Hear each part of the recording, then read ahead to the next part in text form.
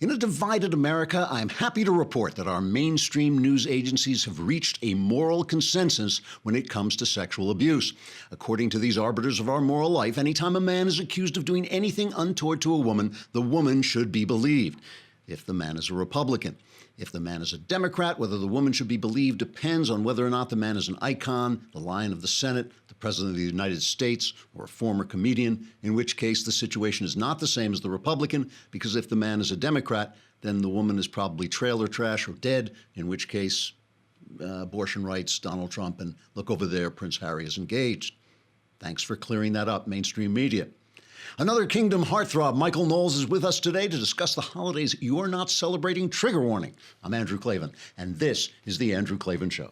I feel hunky-dunky, life is tickety-boo.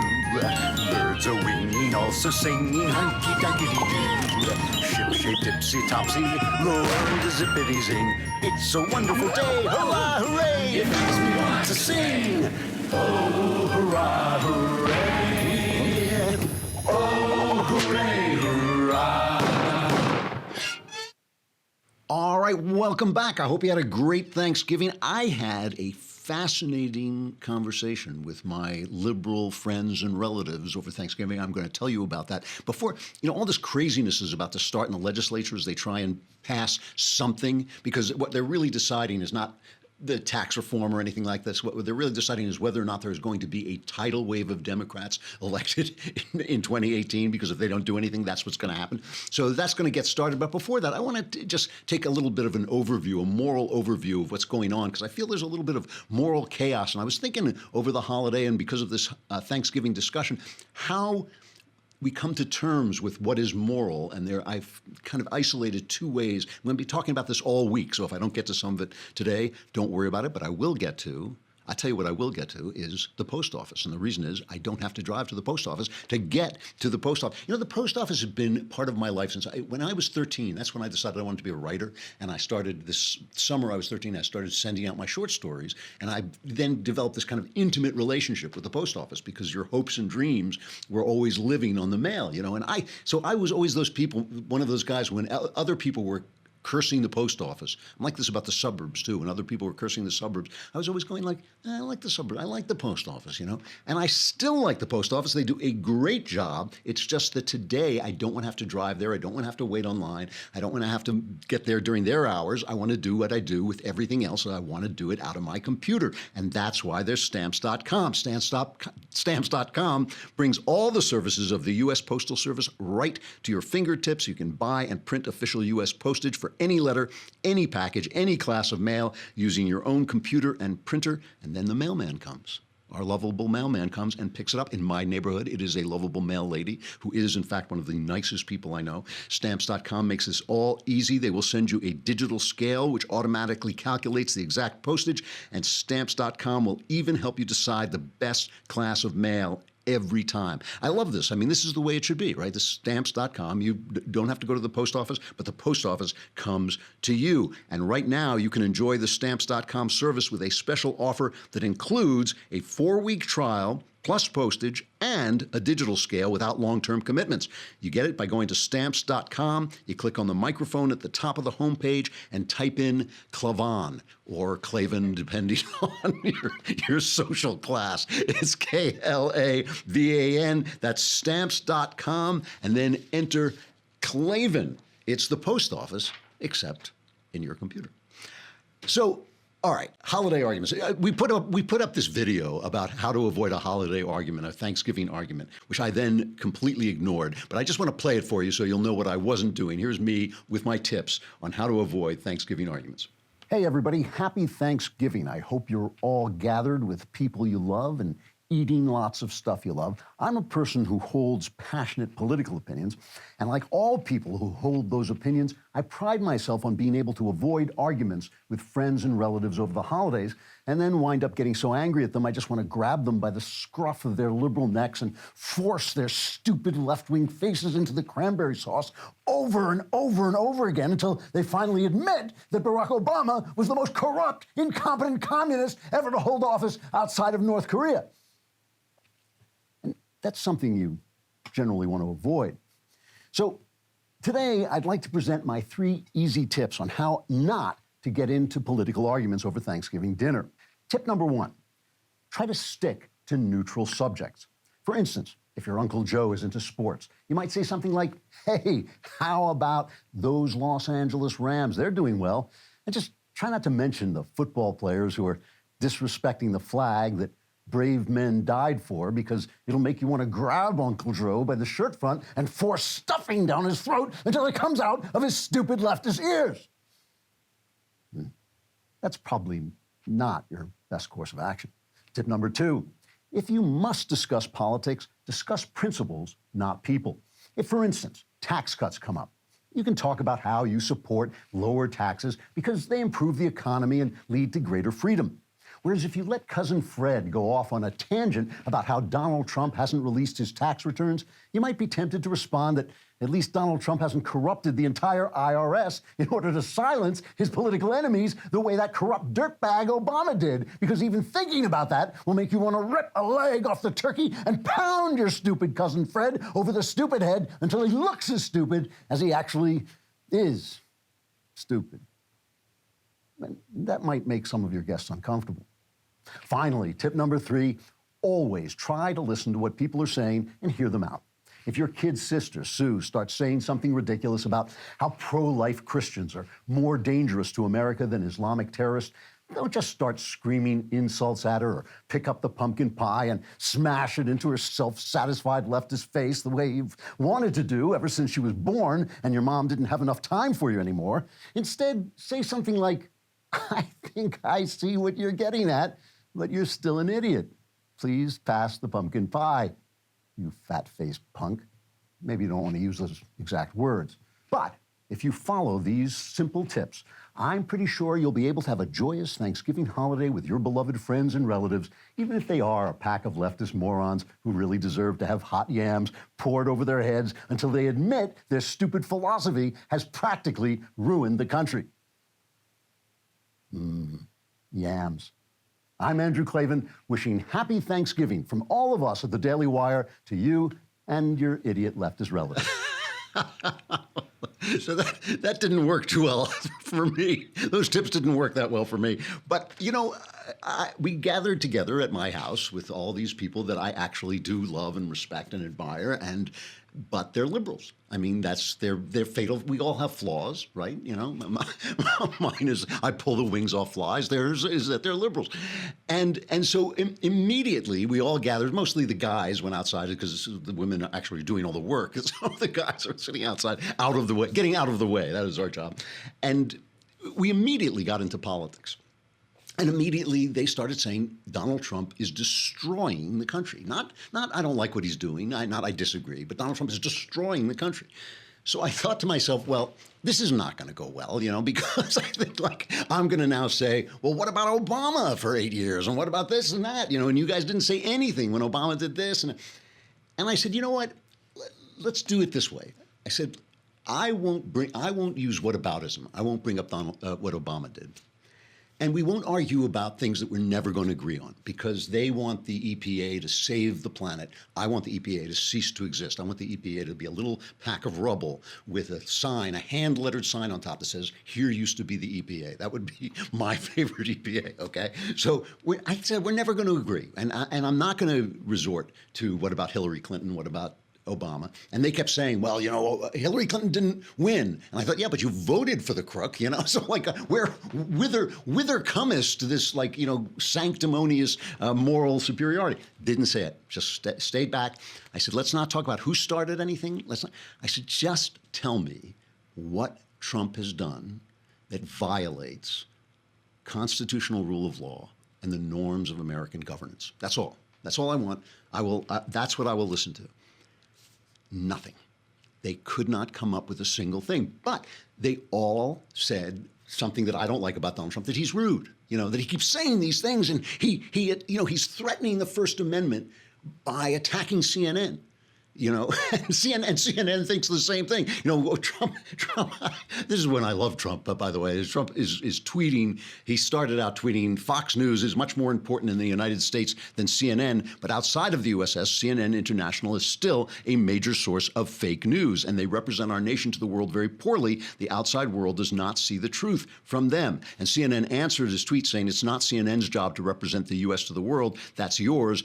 Our job is to report the news, facts first," and then they had the little apple because, of course, CNN, that's one thing that CNN gets right. An apple is, in fact, an apple. That's the last true thing you're going to hear on CNN. But you know, I'm a First Amendment purist. I believe in the First Amendment should be defended to, you know, right up to the level of shouting fire in a crowded theater. I just believe the First Amendment is the absolute bedrock of freedom. Trump has First Amendment rights too. Doesn't bother me if he insults the press. And to use a little whataboutism, Barack Obama, you know, subpoenaed the phone records of the AP and James Rosen and all these things. He shut down opponents' views by using the IRS to intimidate them. You know, that was a threat. To me, that's a threat to the First Amendment. Trump criticizing CNN. And then, by the way, just Trump, I don't know if it was late yesterday or today, he tweeted, "We should have a contest as to which of the networks plus CNN, and not including Fox, is the most dishonest, corrupt, and or distorted in its political coverage of your favorite president, me." They are all bad. The winner will receive the fake news trophy. So I love this. You know, I love this. So this is what they're worried about. This is what the liberals who said Trump is destroying the nation, it's basically his bad manners. And I have talked about that. And I have said that I don't like his bad manners. I don't like the bullying. But the left has essentially co-opted manners as a way of defending their point of view. Anything you say, if you say, "Oh, well, you know, the election of Barack Obama was a dark day for our country," they say, "You said dark, you're a racist, you hate black people." You know, they have made our opinions impolite. And so in order to fight back against them, I think it's just possible that we had to send a guy who doesn't have very good manners to fight back against them. And that's a sad thing, and that speaks very badly for the country. But what I started to think about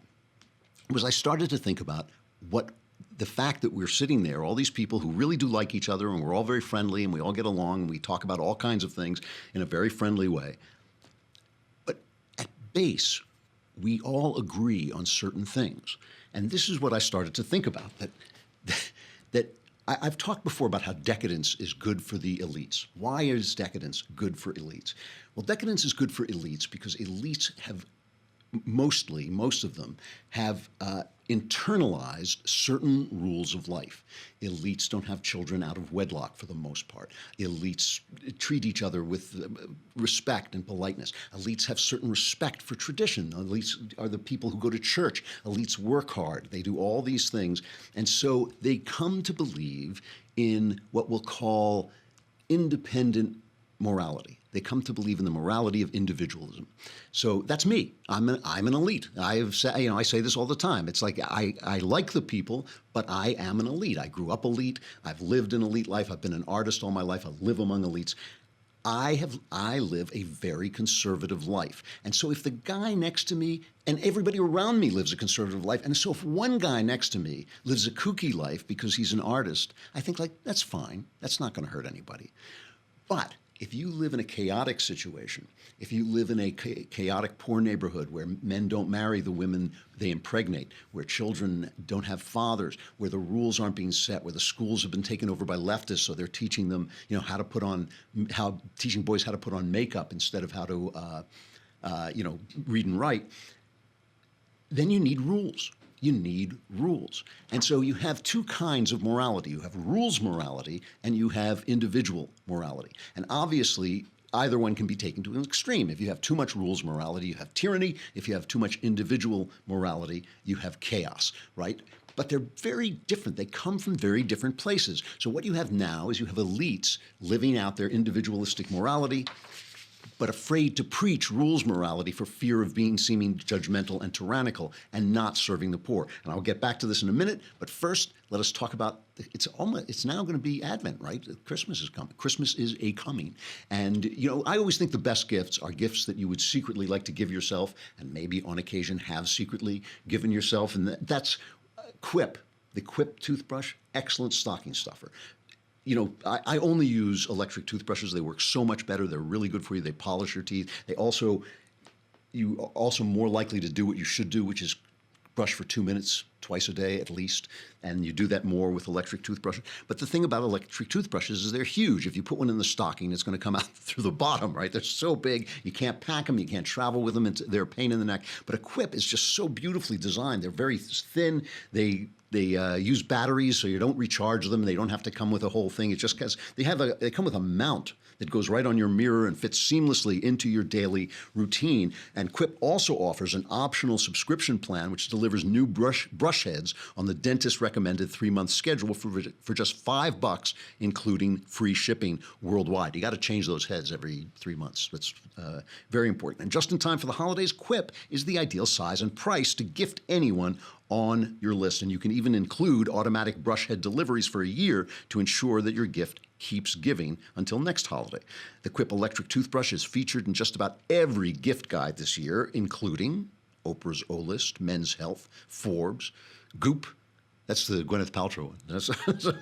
So all of that, very cool. Quip starts at just $25. And right now, when you go to getquip.com/Klavan to get your first refill pack free with a Quip electric toothbrush. That's your first refill pack free at getquip.com/KLAVAN. That's GETQUIP.com/Klavan.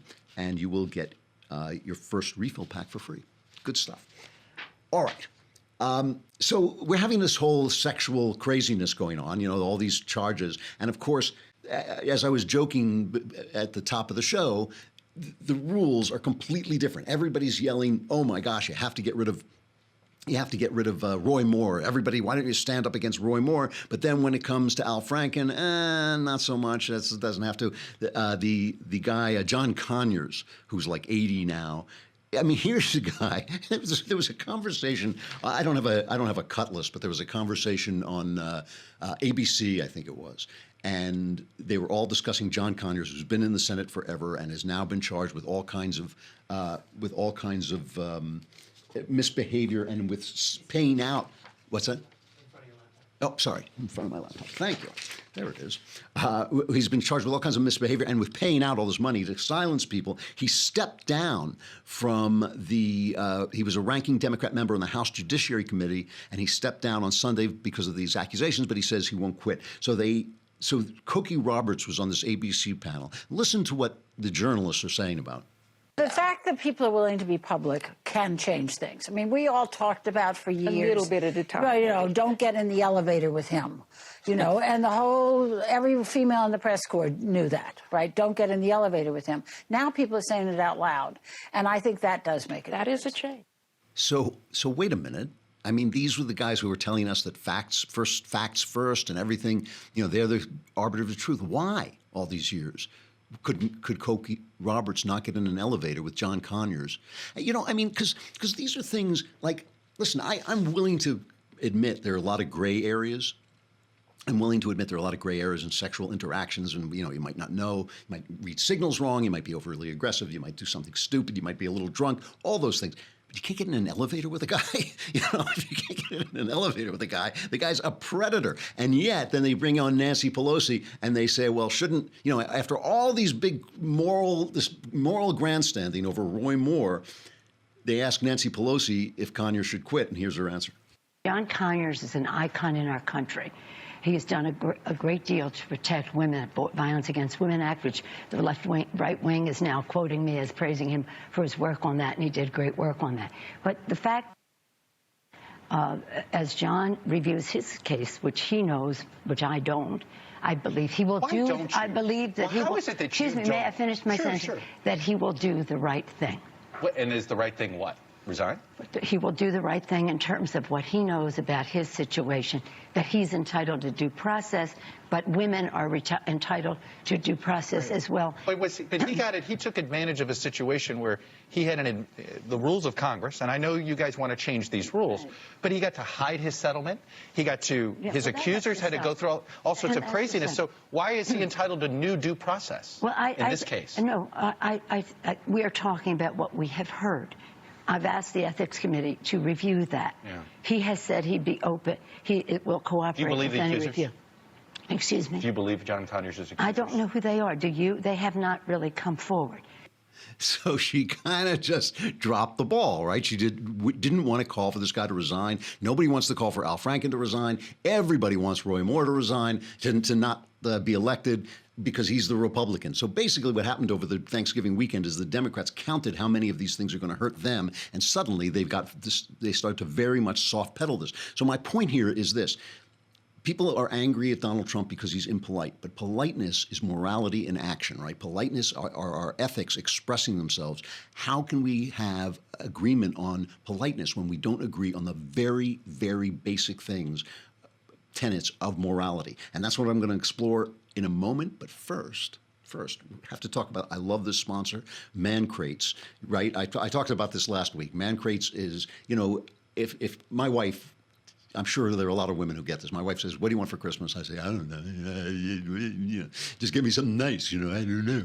Because I don't know what I want. So Man Crates has this great stuff where they've curated stuff that men like, and they've put them in these tremendous wooden boxes, and they come with a crowbar, so the man gets to rip them open. And if you want them wrapped, they'll wrap them in duct tape. So you have to get through the duct tape. So we decided that we would get they sent us a Man Crate. They sent me a Man Crate. I requested the Whiskey Appreciation Man Crate, and they sent it to me. And those unboxing videos?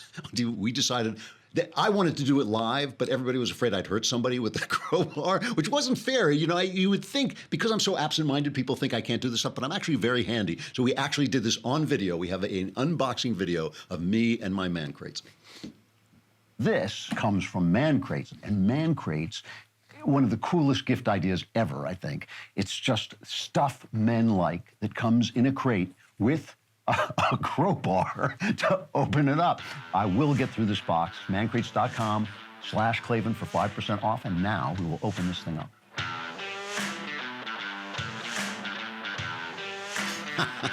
It's the first time I've seen this.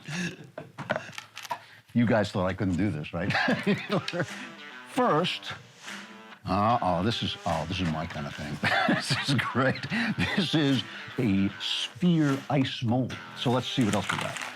We have, oh my gosh, Valadosta pecans glazed. This may be the best gift anyone could get. Artisan peppercorn blistered Virginia peanuts. Now these are very important because if you're drinking, you definitely want to eat as well. Pistachios. And what is this? Oh, this is a stopper, a beautiful, beautiful glass stopper, really nice. And here is coasters, so your wife doesn't get angry at you for putting rings on the table. 33 glasses of whiskey, a pocket whiskey tasting journal. Excellent, I love this. Oh, wow, geez, this is really beautiful. This is a whiskey decanter. And here is the most important thing about drinking whiskey. You have to have a great whiskey glass. If this showed up under my tree for Christmas, I would just be absolute. These are beautiful, beautiful glasses. Good job, Man Crates. I have to say, this is the only unboxing video I would watch. It's mancrates.com/Klavan, Klavan. You should know. It's mancrates.com/Klavan. You will get 5% off. Really, really excellent gift, I have to say. This is good stuff.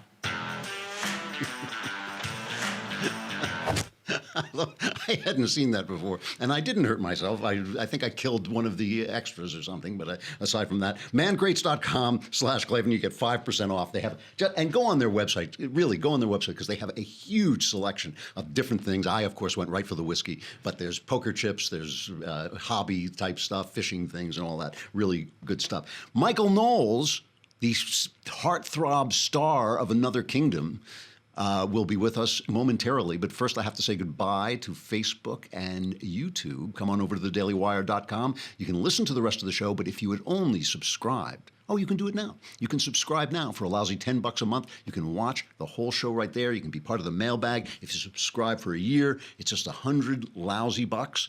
And you get the Leftist Tears tumbler, which actually just, the minute Knowles walks into a room, this thing fills up. It's just a miraculous thing. All right, come on over.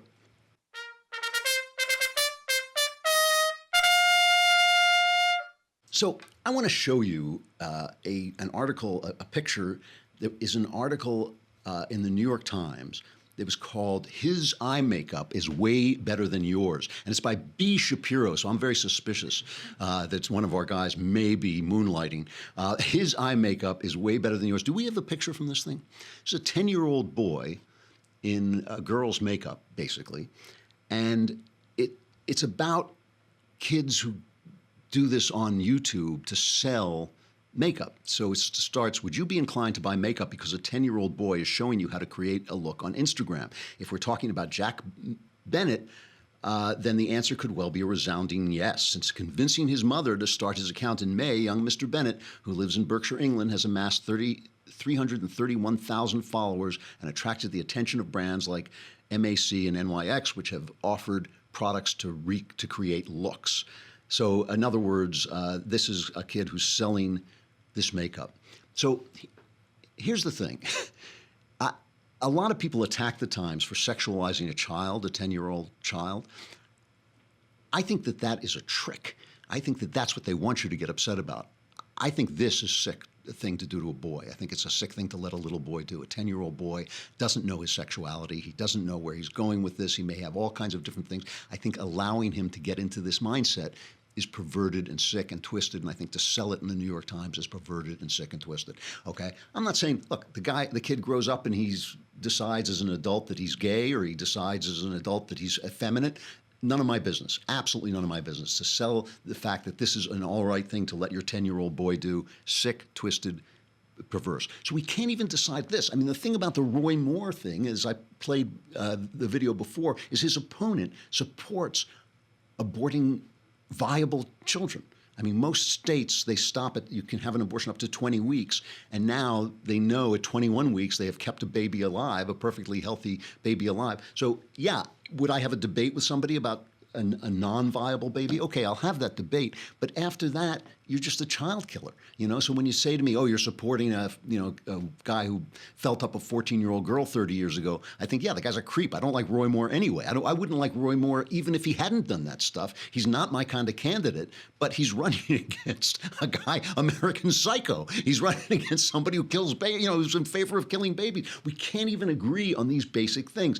So the New York Times, which is just waging a war on men, and it has been doing that for a long time, but it is using this, sexual scandal thing to up the ante, runs a piece called "The Unexamined Brutality of the Male Libido" by Stephen March. And I want to read just a little bit of this, because this is the kind of thing that we can't even, how can we agree on what's polite, on what's decent, on what's right, if we can't even agree on what a man or a woman is, right?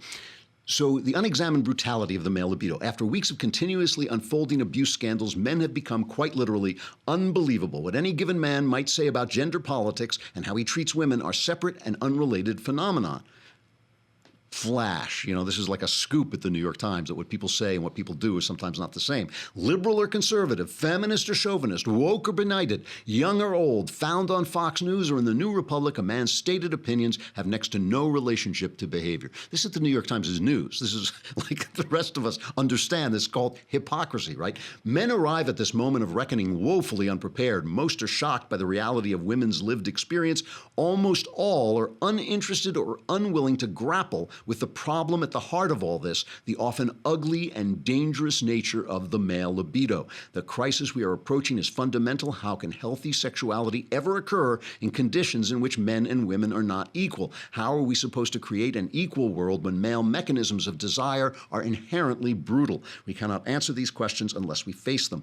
I'm not asking for male consciousness-raising groups. Let's start with basic understanding that masculinity is a subject worth thinking about. Now, I always love when the left catches up with us, because we've been talking about masculinity all this time. That alone would be an immense step forward. If you want to be a civilized man, you have to consider what you are. Pretending to be something else, some fiction if you would prefer to be, cannot help. It is not morality but culture, accepting our monstrosity, reckoning with it, that can save us if anything can. Here's the thing. I agree with every word about this as long as you take out the word male.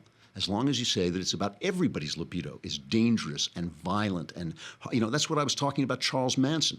Like, Charles Manson wouldn't have been Charles Manson if women hadn't flocked to him, if women didn't have that. Like, I didn't write the book 50 Shades of Grey. I scrolled through the movie 50 Shades of Grey, and I was shocked at the brutality of it. I was shocked at what a woman's fantasy looks like. How would I know? How would I know? I mean, that a woman's fantasy might involve a little towel snapping and, slapping, what the British call slap and tickle. That doesn't shock me at all. But that thing was brutal. That was a brutal. I was kind of watching it through my fingers. Like, really? That's the fantasy. So I mean, it's like these guys are not accepting sexuality at all. They're not accepting the nature of sexuality at all. Why do we open doors? Why are we polite? Why do we speak to each other this way? If the left is actually going to have that conversation, they're not. They're just going to blame men. But if they were going to have that conversation, we could begin to have a conversation where people can start to agree on things. Why is Donald Trump rude? Why is it okay with someone like me who puts a very high value on politeness? Why is it okay with me sometimes when he's rude? Why does that happen? It's because the bottom has fallen out of our moral assumptions. If it is okay to run for the Senate while believing that a baby can be killed at 8.5 months, what happens? What magic happens between 8.5 and 9 months that turns that into a child? If we can't even agree on that, how can we agree on anything? And why should anybody be polite? Why should anybody be polite if a guy can be what is essentially a savage, and what Doug Jones believes is the belief of a savage, and run for the Senate? Now, the other guy is a creep. I acknowledge that. I thought he was a creep before these stories came out. But the other guy is a savage. And if we don't have agreement on that, I don't think we can have agreement on much. Speaking of savages, let's bring on Knowles. There he is. Great. Thank you for the book and movie recommendation, 50 Shades of Grey. I hadn't heard of that one before. It sounds great. It was terrific. When I say I scrolled through it very, very slowly. Yeah, that's right. I stopped to think. So another great weekend for Another Kingdom, I have to say. It's now over 1,000 5-star reviews. It is unbelievable how many. I was kind of nervous that I thought Thanksgiving would kill us. Yeah. But I guess everyone, they had their dinner. They had their very tense Trump political conversations, and then they just immediately ran out and downloaded Another Kingdom. So that's great. I know. And the things they are saying, even about you on occasion, are actually quite nice. It's amazing because I've only written 585 of those reviews, which means that there are 115 reviews that were nice to me that I didn't write. That's amazing. That is amazing. Yeah. And it was a lot of holidays have been happening. There was Thanksgiving, there's Black Friday, there's Evacuation Day, and now there's Cyber Monday. Wait, I missed it. What was Evacuation Day? Nobody celebrates this anymore, and it's very, very upsetting. Evacuation Day is the day that the British troops left Manhattan. It's November 25th. God, I'm glad it's that. It is. Yeah. Worried there for a minute. Could have been a lot of things. It's the day the British troops left Manhattan in 1783. The last shot of the Revolutionary War was fired on Evacuation Day because a British ship was leaving, and some jerks in Staten Island were screaming at them, so they shot a cannonball at them.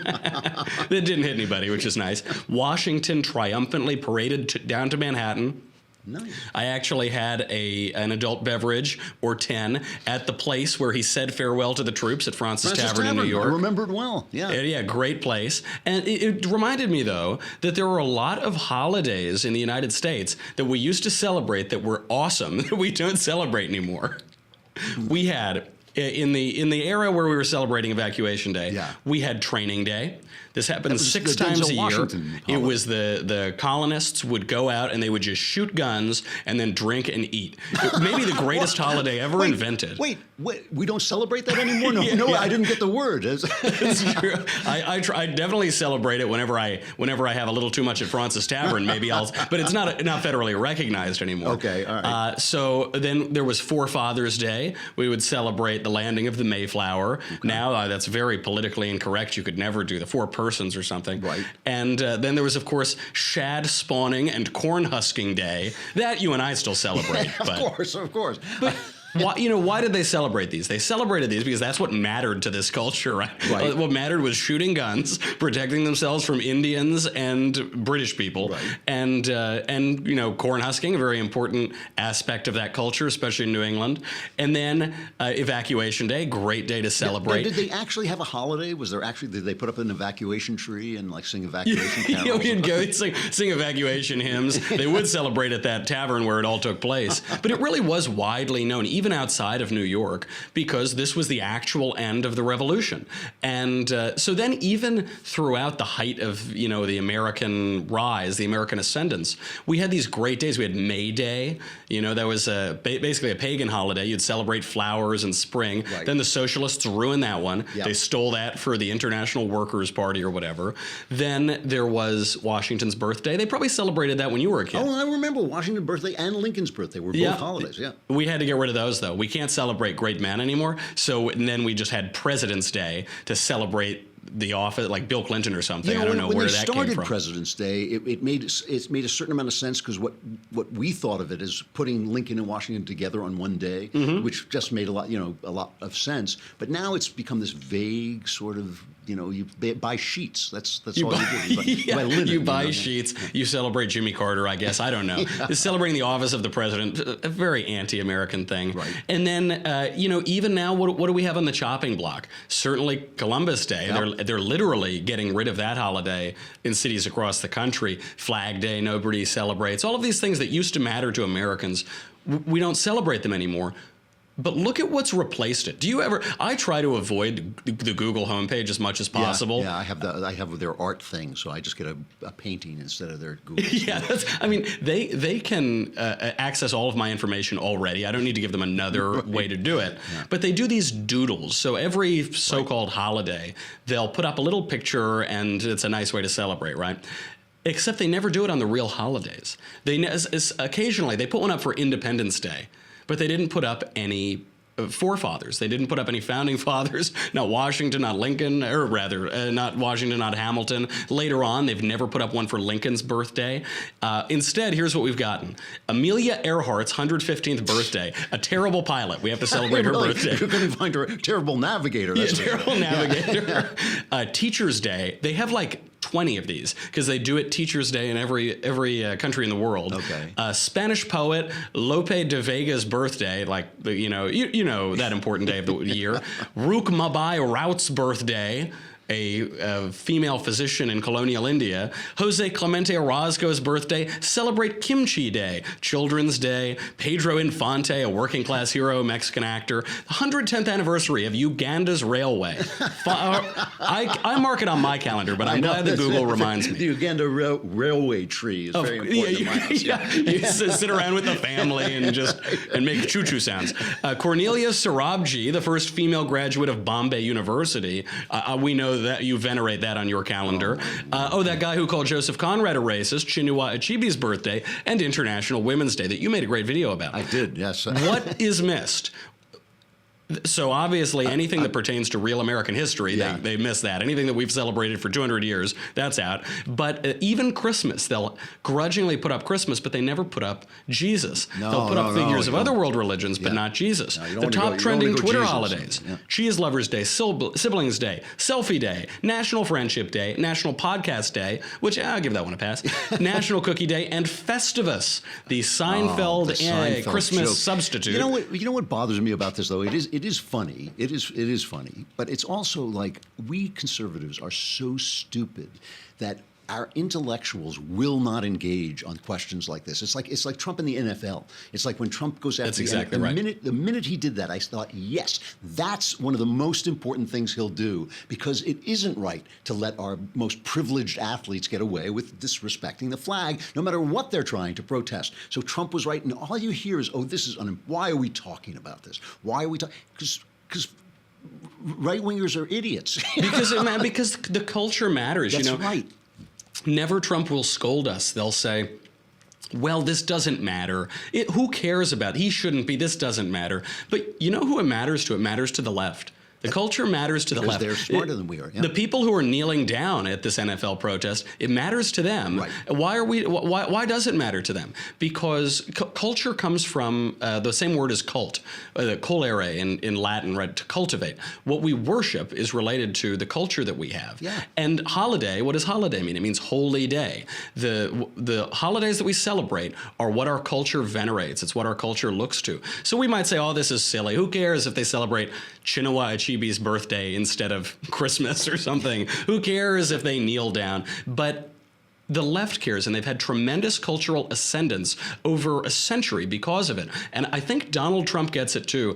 And I can't tell if his critics on the left are just being disingenuous because they don't like how uncouth the guy is, or if they genuinely don't realize that, you know, what matters here is the culture. That's the big determiner of things. Everything else is just accounting. That's why they're so hysterical. That's why I was talking about at Thanksgiving. We had this discussion. I said, name something that Trump has done that has violated the Constitution or violated the norms of American governance, and they would only say what he had said. That's right. You know, I don't know if you've ever heard of the cartoonist Gahan Wilson. He did these kind of morbid, very funny, but kind of horror cartoons almost, like in the New Yorker. He's still working, I think. If he's still alive, they still publish his stuff in the New Yorker.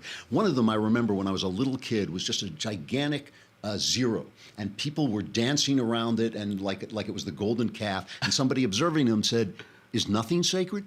And I think that is what the left is trying to push us toward. If the flag's not sacred, then disrespecting American history isn't sacred, and disrespecting American traditions aren't sacred, and we can start to institute the leftism that they're so desperate to have. This is Donald Trump's masterpiece. The masterpiece of his presidency has been to become jingoistic about American tradition in the face of the left's onslaught. No question about it. Everybody's got to serve somebody, and so they have to rip down the things that we do venerate, the things that we do look toward as holy days, as worthy of celebration and worthy of remembrance. They have to rip those down first before they can cram their agenda down our throats. And it is great. It is the highlight of Trump's administration for me. You know, in the same way the rank and file conservatives don't always support the culture, this kind of stuff we're doing, like in Another Kingdom and the TV shows that we try to put on, the same way the intellectuals don't support the things that make our everyday life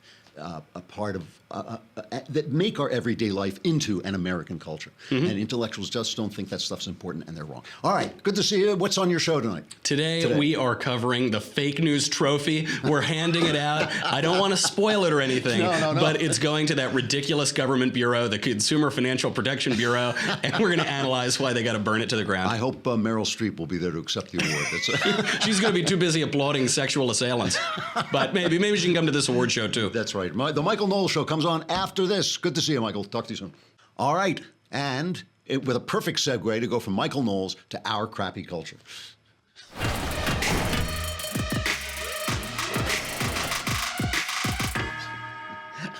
Where did that music come from? What is that music?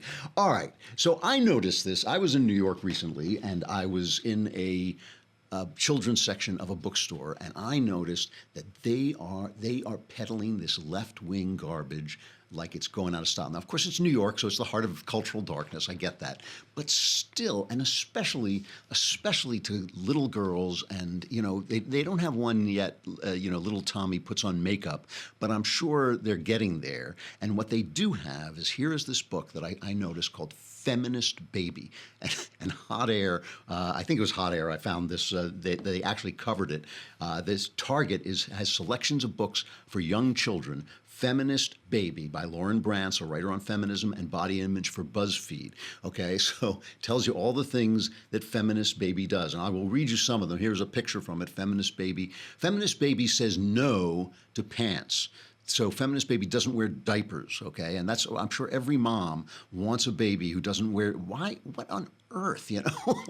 Feminist Baby it makes lots of noise. It's a girl baby. I guess it's a girl baby banging on on pots. And I know moms love when their kids bang on pots. Like, like you just, it's like feminist mom kills feminist baby for making lots of noise. And the next one rhymes with this, so I guess it's the next page. Feminist baby, the one you showed before, is feminist baby throws her toys. And this is feminism, because one of the things that feminism does is it takes the worst behavior of men, and it says, oh, this is empowering for women to do this. Yeah, I've forgotten the name of that loudmouth comedian, Amy Schumer. Yeah, Amy Schumer. I should remember, right? It's Chuck's. Is she related to Chuck? She probably is related. Yeah, she is related to Chuck. Makes perfect sense. But, she gets up and she says this filth comes out of her mouth, and this kind of, she advocates and makes fun of this lifestyle of hard drinking and sex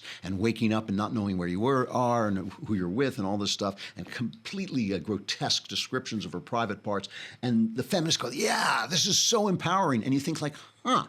But men are supposed to be polite to women, right? Men are not. Then when a man gets in an elevator with you and you're not safe, there's a problem, right? So it's like their culture. It's they have no place to stand anymore. The New York Times is selling makeup to 10-year-old boys. Feminists are telling us that what we need are babies who throw their toys around instead of babies who learn to behave well.